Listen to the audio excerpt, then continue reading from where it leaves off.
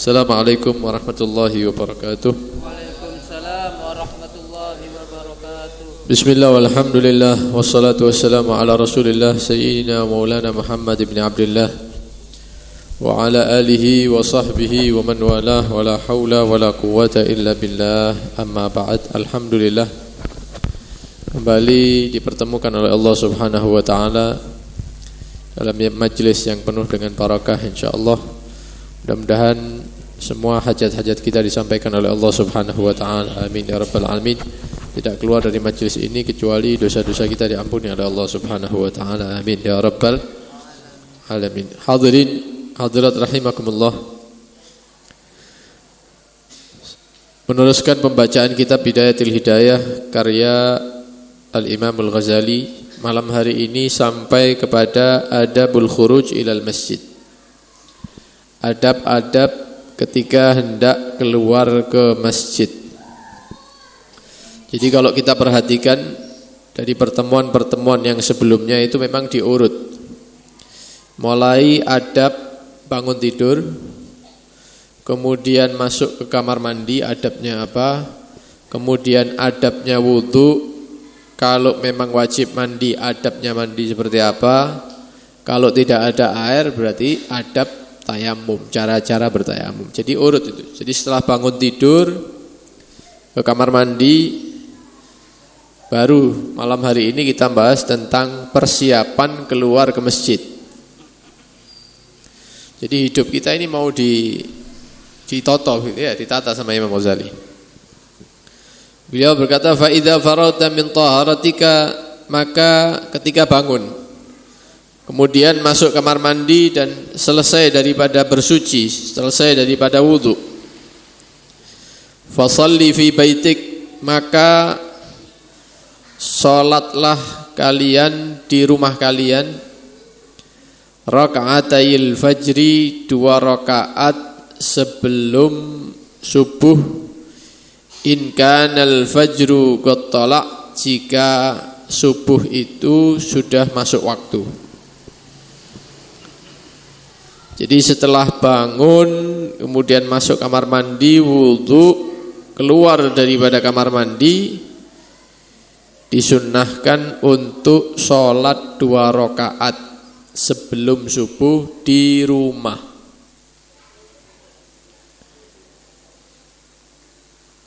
Kenapa dikatakan oleh Al-Imamul Ghazali fi baitik? Alasan yang pertama, satu, supaya rumah ini tidak seperti kuburan, tidak ada amal yang dilakukan di dalamnya. Jadi diusahakan ada ibadah-ibadah yang kita lakukan di luar rumah, di masjid misalnya, ada ibadah-ibadah yang kita lakukan di dalam rumah. Kita sholat sunnah di rumah misalnya, atau kalau lagi uzur ke masjid, sholat jamaah di rumah. Kita baca zikir di rumah,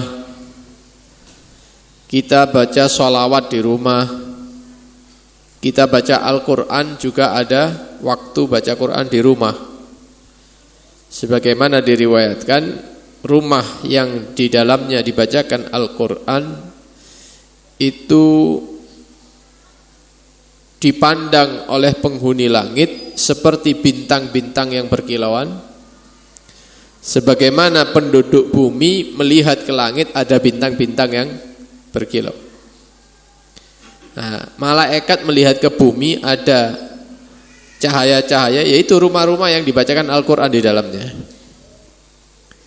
Tidak tahu digawe ibadah omah ya peteng, seperti kuburan akhirnya. Medeni ya, menakutkan. Alasan pertama, Al-Imamul Ghazali mengatakan 2 rakaat subuh dilakukan di rumah supaya rumah ini menjadi rumah yang makmur dengan ibadah pertama. Yang kedua alasannya, ibadah jika dilakukan di rumah itu lebih diharapkan selamat daripada penyakit riya ketimbang kita lakukan di luar di rumah. Sholat sunnah di masjid, sama sholat sunnah di rumah. Ada kemungkinan kalau kita sholat di masjid kepingin mendapatkan pujian dari orang, sholat supaya ahli sholat, ngikuti sunnahnya Nabi, pengen dilihat oleh manusia di luar. Tapi kalau sholatnya di rumah, tidak ada yang tahu, tidak ada yang ngelihat, dia sholat 2 rakaat. Ini lebih selamat daripada penyakit Mungkin kalau masjidnya sepi, tidak ada uang, mungkin bisa jadi tidak sholat ya. Ada uang baru sholat. Kalau tidak ada orang sama sekali di masjid, ada kemungkinan tidak sholat sunnah. Kenapa? Tidak ada sing delok. Nah ini akhirnya ibadah kita rusak karena penyakit riya. Maka alasan Al-Imamul Ghazali menganjurkan kita sholat 2 rakaat sebelum subuh di rumah agar selamat daripada penyakit riya. Alasan yang ketiga, di waktu ini, di waktu fajar ini ada kesunahan yang dianjurkan oleh beberapa ulama, terutama mazhab Syafi'i, yang itu dilakukan oleh Nabi Shallallahu Alaihi Wasallam, yaitu tidur miring. Jadi sebelum sholat subuh itu Nabi tidur sebelah kanan gini. Itu dilakukan oleh Nabi Shallallahu Alaihi Wasallam sebelum sholat subuh jamaah. Menurut mazhab Syafi'i disunahkan itu dilakukan. Sebagian ulama menyatakan di rumah. Kalau bisa di rumah dilakukan, jangan di masjid. Nek kabeh nglakoni di masjid akhirnya jajan-jajan sing turu Dilakukan kalau bisa di rumah, karena sebagian ulama mengatakan sunnahnya di rumah. Nah ini bisa kita lakukan kalau kita sholat sunnahnya di rumah. Lek sholat sunnah di masjid, akhirnya turunnya di masjid nanti. Jadi setelah sholat 2 rakaat fajar ada kesunahan tidur miring sebentar. Suwe berangkat akhirnya Dilu ada bacaannya. Kemudian duduk lagi berangkat ke masjid, begitu. Itu yang dilakukan oleh Nabi Shallallahu Alaihi Wasallam. Dan ini bisa dipraktekkan kalau kita sholat sunnah sesuai dengan anjuran Al-Imamul Ghazali. Dan banyak alasan-alasan yang lain. Alasan yang terinti tadi itu supaya rumahnya dipakai tempat untuk ibadah juga, bukan masjid tok. Yang kedua supaya selamat daripada riya. In kanal fajru qad tala, jika fajar subuh itu sudah masuk waktunya. Durung subuh ya tahajud. Sik kurang setengah jam ya salat 2 rakaat ditambahi witir, kemudian doa. Karena di waktu itu adalah waktu yang doa-doa itu diijabah oleh Allah Subhanahu wa ta'ala. Tapi lek wis subuh, wis adzan, ya sudah. Jawab adzan, kemudian sholat 2 rakaat di rumah, tidur miring, berangkat ke masjid. Gitu ya. Kadzalika kana yaf'alu Rasulullah sallallahu alaihi wasallam. Begitulah Rasulullah sallallahu alaihi wasallam sehari-harinya melakukan seperti itu. Jadi sholat di rumah, kemudian baru berangkat keluar dari rumahnya untuk sholat berjamaah subuh bersama para sahabat. Kalau tidak memungkinkan, mau sholat di rumah, ya mau tidak mau sholat di masjid 2 rakaat, kemudian setelah itu sholat jamaah. Nah, hadirin hadirat rahimakumullah, diriwayatkan dari istri Nabi sallallahu alaihi wasallam, Sayyidah Aisyah radhiyallahu anha qalat, lam yakunin nabiyyu sallallahu alaihi wasallam ala syai'in minan nawafil ashadda ta'ahudan minhu ala rak'atayil fajr. Diriwayatkan oleh Al-Imam Al-Bukhari dan Imam Muslim, Siti Aisyah mengatakan Nabi itu tidak pernah perhatian betul dengan satu ibadah sunnah melebihi perhatiannya beliau dengan sunnah 2 rakaat sebelum Jadi amalan-amalan sunnahnya Nabi itu banyak, tapi yang paling diperhatikan itu 2 rakaat sebelum fajar, sebelum subuh. Riwayat Bukhari dan Muslim. Riwayat yang kedua dari Sayyidah Aisyah juga istri Nabi sallallahu alaihi wasallam. Anna Nabi sallallahu alaihi wasallam qala, Nabi pernah bersabda, raka'atal fajri khairun minad dunya wa ma fiha. 2 rakaat fajar itu khairun, lebih baik, minat dunia, daripada memiliki dunia, wa ma fiha, dan seluruh isinya. Jadi kalau ada orang ditakdir sama Allah memiliki dunia ini semua, orang mungkin terkaya di dunia ini, mungkin hartanya di atas triliun mungkin, ya itu tidak memiliki 1% daripada dunia, tidak sampai, jauh. Nah ini diberi dunia seisinya, sugi ini model apa ya, isinya emas semua, itu punyanya dia. Itu keberuntungan itu masih lebih baik, lebih beruntung orang yang bisa melakukan 2 rakaat sebelum subuh menurut Nabi Shallallahu Alaihi. Saking besarnya pahala dan keutamaan 2 rakaat sebelum fajar. Wa qala aidan, dan juga Nabi Shallallahu Alaihi Wasallam pernah bersabda, lahuma 2 rakaat sebelum subuh ini ahabbu ilayya, lebih aku cintai, lebih aku sukai, kata Nabi, minad dunya jami'an, ketimbang mendapatkan dunia semuanya. Saya lebih senang bisa melakukan 2 rakaat subuh daripada dunia seisinya ini, kata Nabi sallallahu alaihi wasallam. Diriwayatkan oleh Imam Muslim. Kita lanjutkan ya, masih ada riwayat lagi. Dari istri Nabi Siti Aisyah radhiyallahu anha qalat, beliau berkata, Shallan Nabiyyu sallallahu alaihi wasallam al-isya. Nabi itu melakukan salat isya berjamaah. Tsumma shalla 8 raka'atin, kemudian salat sunnah 8 rakaat. Wa raka'ataini, ditambah 2 rakaat lagi jalisan, dalam keadaan duduk, karena sholat sunnah itu boleh dilakukan dalam keadaan duduk walaupun mampu berdiri. Berarti kalau dijumlah 8 berdiri, 2 duduk, berapa? 10 setelah sholat isya ini 10. Wa raka'ataini bainan nida'ain, dan Nabi kebiasaannya juga, ini yang tadi itu sholat witir ya, ditambahi 1 penutupnya witir terakhir itu. Dan 2 rakaat antara azan dan qomat, yaitu sholat subuh, walam yakun yada'uhuma abadan, dan tidak pernah saya menyaksikan Nabi meninggalkan 2 rakaat sebelum subuh itu. Begitu azan, sebelum qomat ada 2 rakaat sebelum subuh. Kata Siti Aisyah, tidak pernah saya menyaksikan Nabi ketinggalan 2 rakaat ini. Pasti dilakukan setiap harinya. Pasti dilakukan setiap harinya. Nah, jadi takbir niatnya usolli rakaatain sunnatal fajri. Saya niat salat 2 rakaat sebelum fajar lillahi ta'ala. Singkatnya seperti itu. Setelah itu baca Fatihah surat, kemudian rukuk dan seterusnya. Rakaat kedua Fatihah surat Kak biasanya. Dianjurkan 2 rakaat subuh ini dianjurkan jangan terlalu panjang.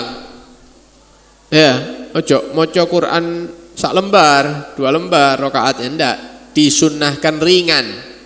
Salatnya ringan, dilu aja sebentar. Diriwayatkan oleh istri Nabi sallallahu alaihi wasallam Siti Aisyah, karena Nabi sallallahu alaihi wasallam yukhaffifur rak'atain allataini qabla salati subhi. Nabi itu kalau salat 2 rakaat fajar ditakhfif, diringankan, tidak panjang, sebentar. Hatta inni la agula, saking ringkasnya, saking singkatnya, sampai dalam hati Siti Aisyah ini mengatakan hal qara'a bi ummil kitab. Kira-kira Nabi itu baca Fatihah apa enggak ya? Saking cepet deh. Artinya tidak dipanjangkan sama sekali oleh Nabi sallallahu alaihi wasallam. Di riwayat yang lain Karena Rasulullah sallallahu alaihi wasallam yusalli raka'atail fajr. Nabi itu sholat 2 rakaat sebelum subuh, sebelum fajar. Idza sami'al adzan, ketika sudah mendengar adzan. Sudah adzan, kemudian sholat 2 rakaat. Wa yukhaffifuhuma, dan diringkas. Sholatnya ringkas, ringan, tidak lama. Diriwayatkan oleh Imam Muslim. Apa yang disunnahkan dibaca ketika 2 rakaat fajar? Kalau mau ringkas, maka yang dianjurkan yaitu setelah Fatihah, Qul ya ayyuhal kafirun. Rakaat kedua setelah Fatihah, Qul huwallahu ahad. Ya, 1 kali. Ini kalau mau ringkas. Kalau mau ditambah, maka ada riwayat-riwayat yang lain. Ya, setelah Fatihah baca potongan ayat dari surat Al-Baqarah. 1 ayat saja, agak panjang. Awalnya qulu amanna billah sampai 1 ayat itu. Kemudian rakaat kedua setelah Fatihah membaca surat Al-Imran, potongan ayat Al-Imran, yaitu qul ya ahlal kitabi ta'alau ila kalimatin sawa'in bainana wa bainakum. Ada 1 ayat itu dibaca. Sebagian ulama menganjurkan kalau mau yang lain membaca Alam Nashrah rakaat 1, rakaat kedua membaca Alam tara kaifa fa'ala rabbuka bi ashabil fil. Sebagian mengumpulkan 3 riwayat sehingga setelah Fatihah membaca qulu amanna billah dulu, Al-Baqarah, kemudian Alam Nashrah, kemudian qul ya ayyuhal kafirun, baru rukuk. Rakaat kedua setelah Fatihah dia membaca potongan Al-Imran, qul ya ahlal kitab, 1 ayat, kemudian membaca Alam tara surat Al-Fil, kemudian ditutup dengan Qul huwallahu ahad untuk mengumpulkan 3 riwayat, kemudian diselesaikan sholatnya. Sing penting mocoe ojo dipelan-pelan ya, karena disunnahkan takhfif, disunnahkan diringkas. Ini sesuai dengan riwayat-riwayat para sahabat, di antaranya Abi Hurairah radhiyallahu an. Beliau pernah mengatakan anna Rasulullah sallallahu alaihi wasallam qara'a fi rak'atayil fajri. Nabi itu kalau sholat 2 rakaat sebelum subuh membaca Qul ya ayyuhal kafirun wa qul huwallahu ahad rakaat kedua. Ya, diriwayatkan oleh Abi Hurairah. Ini hadis dari Imam Muslim. Riwayat yang kedua dari Abdullah bin Abbas, sepupunya Nabi, misanannya Nabi. Karena Rasulullah sallallahu alaihi wasallam yaqra'u fi rak'atayil fajri. Nabi itu kalau baca 2 rakaat fajar subuh, sebelum subuh sunnah 2 rakaat, setelah Fatihah qulu amanna billah wa ma unzila ilaina, yang tadi itu surat Baqarah potongan itu. Rakaat kedua setelah Fatihah potongan daripada Al-Imran, ta'alau ila kalimatin sawa'in bainana wa bainakum ila akhir. Ya, jadi ini riwayatnya. Nah, ada riwayat yang lain, cuman cukup yang kita baca tadi itu ya. Setelah 2 rakaat ini salam, maka disunnahkan tidur miring sebentar. Ojo merem temenan. Ya, laya-laya begitu ya. Habis salam, kemudian baca doa fajar. Nanti kita bahas doa fajar, kemudian tidur miring. Ya, miring, tangannya taruh. Sunnah. Setelah itu berdiri, berangkat ke masjid. Nah, menurut mazhab Syafi'i ini hukumnya sunnah. Dan ada dalil-dalilnya.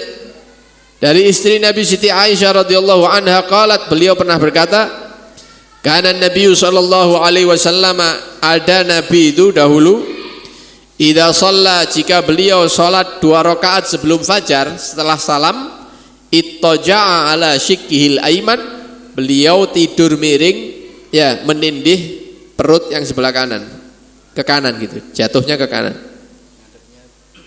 hadapnya ke kiblat tetap. Setelah sholat itu sudah, ya, langsung ke arah kiblat. Diriwayatkan oleh Al-Imamul Bukhari. Riwayat yang kedua dari Siti Aisyah radhiyallahu anha qalat kana Rasulullah sallallahu alaihi wasallam yusalli, Nabi itu salatul lail. Fa dzakarat salatul lail, salat malam.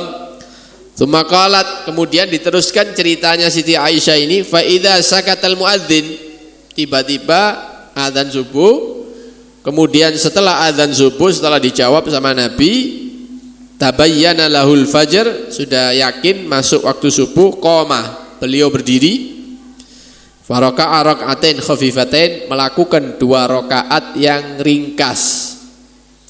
Summa ittaja'a ala shikkihil aiman, setelah salam beliau tidur ke sebelah kanan daripada lempengnya ini ya, perutnya ini, tidur sebentar.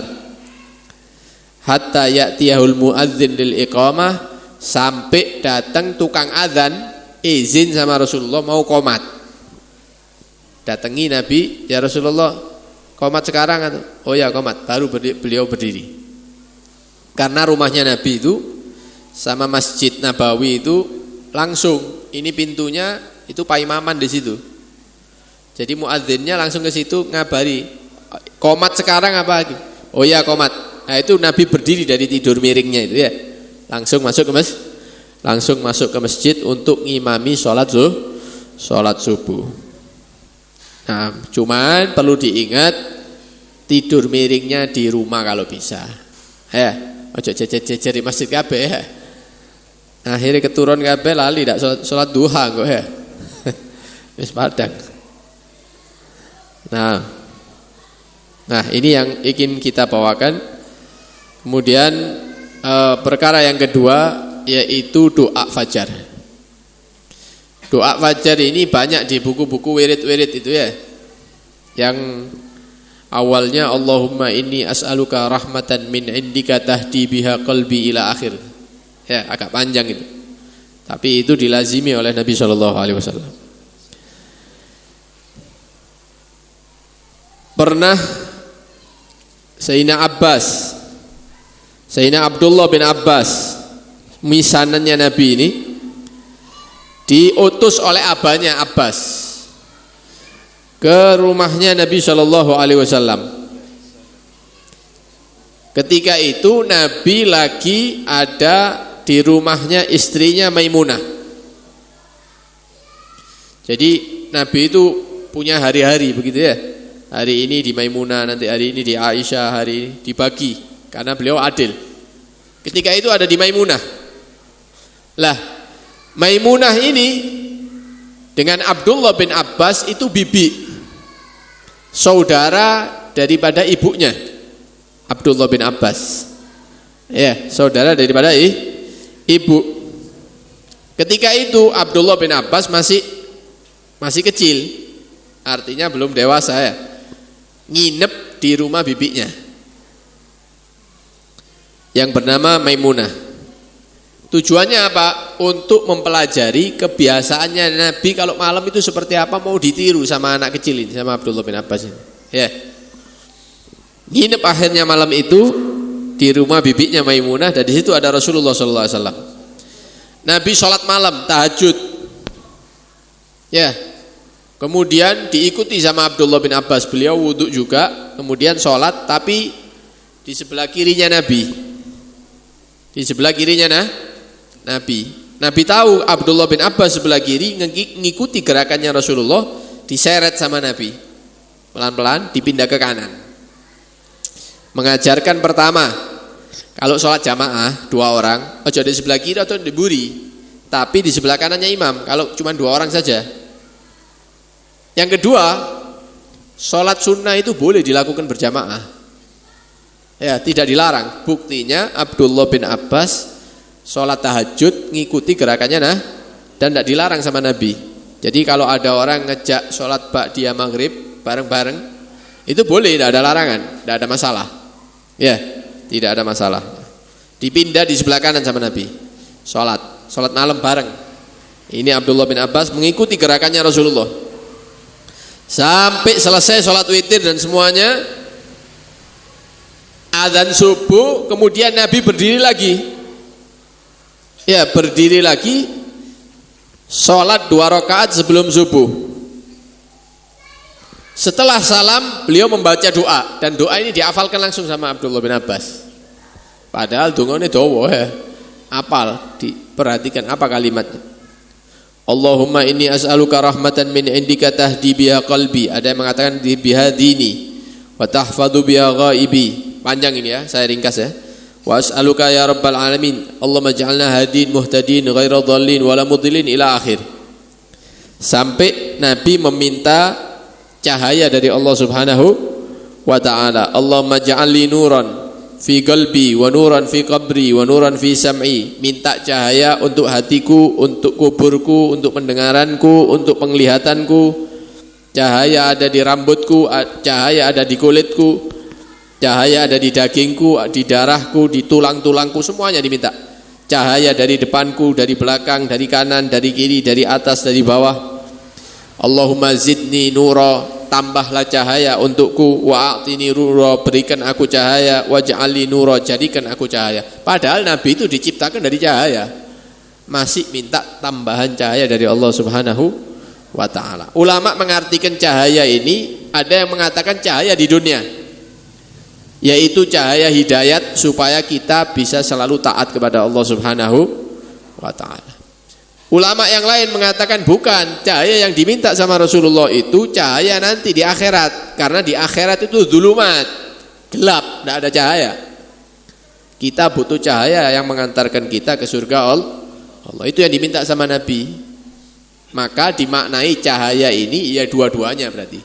Cahaya di dunia hidayat, cahaya di akhirat menyampaikan kepada surga Allah Subhanahu wa ta'ala. Itu diminta sama Rasul, apalagi kita ya, kita lebih butuh daripada Nabi. Karena itu jangan ditinggalkan doa fajar ini. Lek gak eru dicari di kitab-kitab itu ya, Majmu atau apa, Madad Nabawi, Hulaso itu, yang lain banyak itu. Dibawa nanti setelah 2 rakaat subuh dibaca. Itu doanya Nabi sallallahu alaihi wasallam. Nah, baru setelah baca doa tidur miring sebentar. Para ulama mengatakan tidur miring sebelah kanan itu kita di situ mengingat ya, ditidurkannya kita miring ke kanan ketika di dalam kubur nanti kalau mati. Jadi tidur miring duduk tapi merem duduk, tapi ingat gimana nanti nasib saya ketika dikubur gitu. Ya, ketika sudah ditaruh, ditinggal sama orang-orang, bagaimana nasibnya. Nah, diharapkan ketika berdiri sholat subuh dipenuhi dengan rasa takut kepada Allah Subhanahu wa ta'ala, dipenuhi dengan rasa harapan, berharap maghfirah, ampunan dari Allah Subhanahu wa ta'ala dan rahmat dari Allah Subhanahu wa ta'ala. Maka beliau mengatakan jangan tinggalkan sholat jamaah, terutama sholat subuh. Karena sholat jamaah itu mengungguli sholat sendirian, perbandingannya 27 derajat. Ada yang mengatakan 25 derajat. Insya Allah ini sudah kita jelaskan ini ya, masalah sholat jamaah ini. Nah, insya Allah pertemuan yang akan datang kita akan membahas setelah perkataan sholat jamaah tentang buah daripada ilmu itu ketika orang berhasil mengamalkan ilmu. Mudah-mudahan apa yang kita pelajari malam hari ini menjadi ilmu yang bermanfaat, diberikan kekuatan oleh Allah Subhanahu wa ta'ala bisa mengamalkan sunnah Nabi sallallahu alaihi wasallam, dan mudah-mudahan kelak dikumpulkan bersama orang-orang yang menghidupkan sunnah Nabi Muhammad sallallahu alaihi wasallam, bisa bertemu dengan Nabi Muhammad sallallahu alaihi wasallam, mendapatkan syafaat Nabi Muhammad sallallahu alaihi wasallam. Amin ya rabbal alamin. Sallallahu alaihi wasallam Muhammad wa alihi wasahbihi wasallam. Walhamdulillahirabbil alamin. Assalamualaikum warahmatullahi wabarakatuh.